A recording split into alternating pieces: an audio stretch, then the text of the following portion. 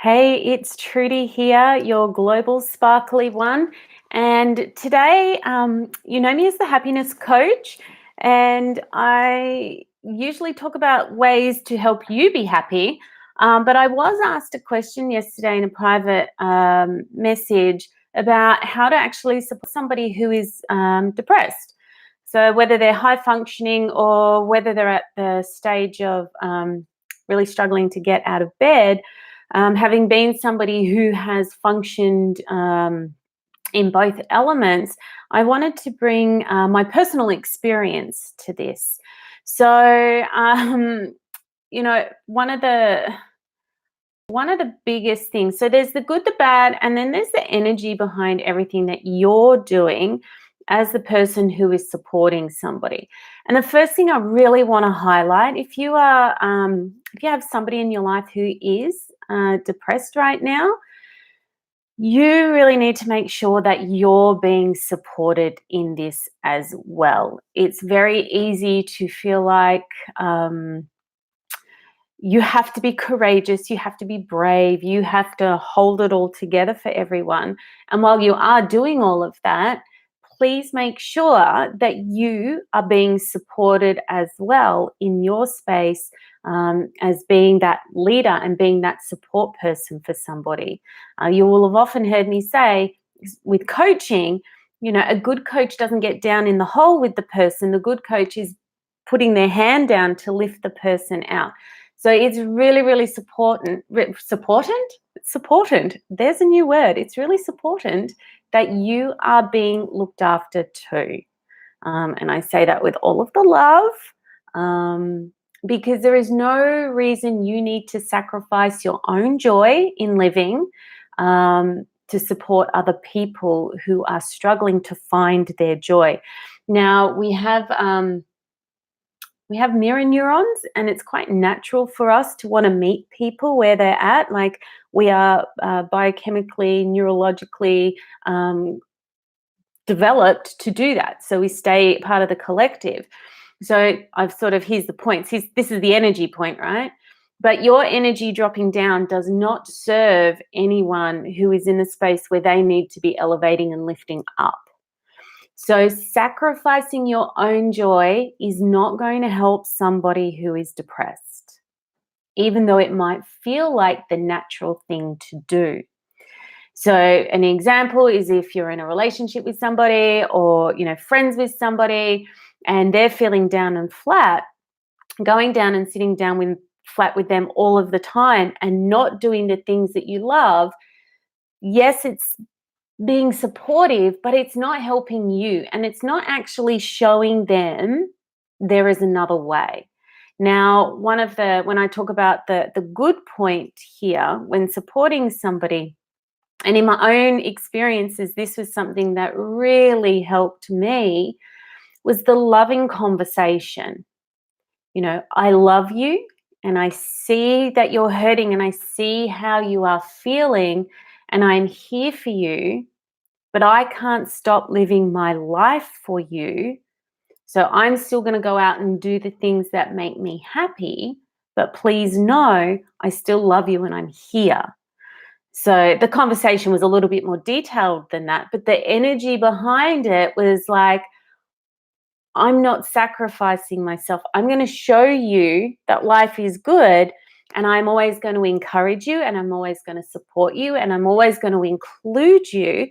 And I understand why you might not want to join in and be included all of the time, but my life isn't going to stop, because this is where sacrifice then comes in. And then we feel like we have to sacrifice. We lose our joy in that space, and we're not demonstrating a different way of being for the other person, because, neurologically, and mirror neurons, we are giving them the opportunity to match up with us. Now, this is generalized. If you are on medication, if you're seeing a doctor, you're going to keep doing all of that stuff as well if you're depressed and you're listening to this. Because I think medication and all of these things have a place in a person's recovery. But remember, if you're the person supporting, there is no need to sacrifice, and have the loving conversations, but stopping your own life isn't going to help the person who's depressed. Chances are they're going to start layering more guilt and more shame and more judgment on themselves if they see you stopping and enjoying your life. Because, I know when I was in that space, it was like, oh, they're unhappy, they're upset, they're sad, I'm useless, I'm bad. But seeing people go out and have fun in their life and still enjoying it and being inclusive, even if I wasn't stepping up all of the time, allowed me, when I was in that space, to feel loved and still feel a level of okayness, if that makes sense. So I'd really love, if you've got any questions or thoughts around what I'm saying, please feel free to post in the comments. Now, the bad side that I also experienced was total abandonment, right? So if you are struggling to support somebody, let them know. Don't just disappear. Don't just show up and say, all right, well, you'll be all right, I'm out, and then disappear from their lives. Like that, it's a fine line, right? You dance the line when you're supporting somebody who's depressed or anxious or unhappy, but completely disappearing and abandoning them isn't going to help. There's a caveat here though. If it is actually hurting you and causing you damage to be around that and attempting to support them, have the loving conversation and let them know that you're not abandoning them. You actually have to step back and look after yourself first, because you're not able to support and cope with it. So I know when people were dealing with me when I was in my really, really low spaces, they struggled. It's hard when you love somebody and you can see their pain and you want to support them. It's that dance along the line. But abandonment is the worst thing that you could do. That's the bad side of managing it. You need to have the loving conversations.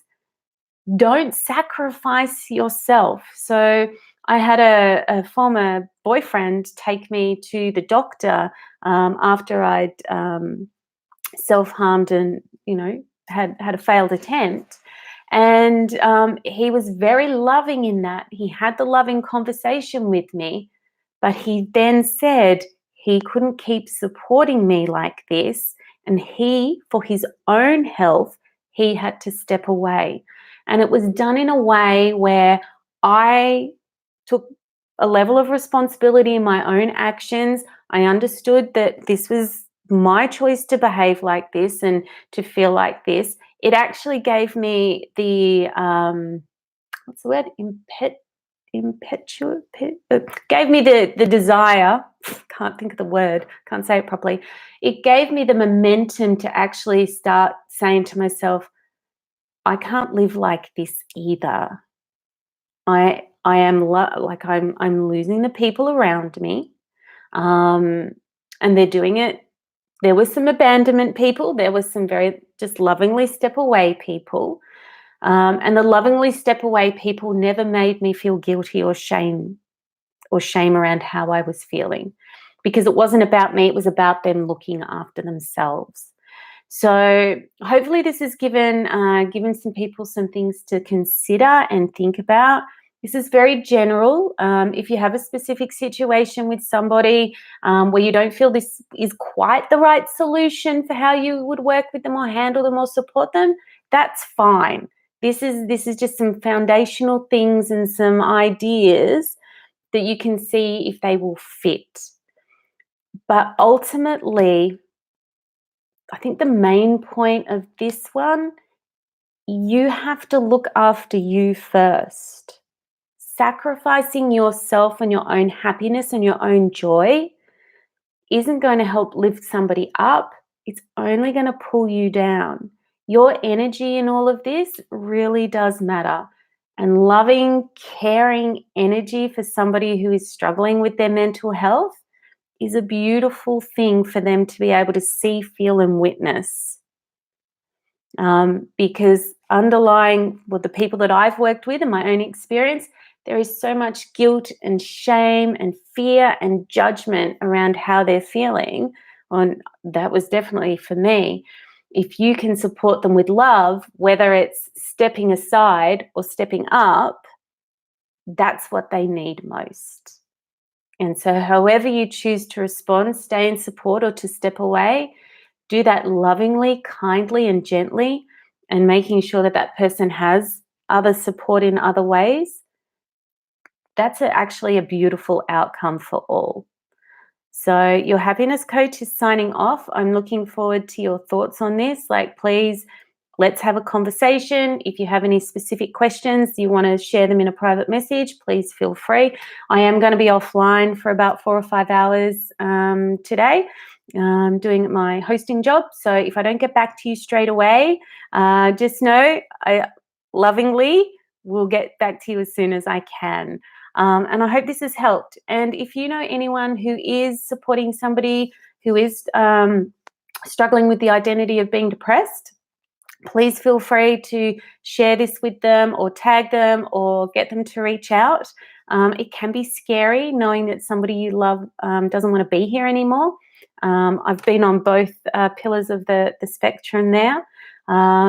But I do believe a lot of this can be solved with good, loving energy, as well as all of the other supports that I spoke about in there as well.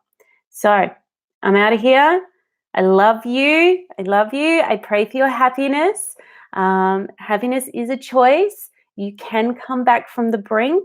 I've been on the brink more than once. I've seen it. I've looked into the abyss, and I know the pathway out of the dark. There is a pathway.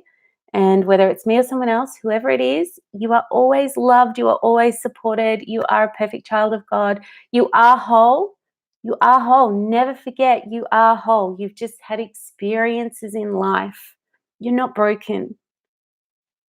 You're not broken. You're beautiful. All right. Here endeth the live. And I'll talk to you all soon. Take care. Bye. There's my end stream here. There we go. Ending stream now. Mwah.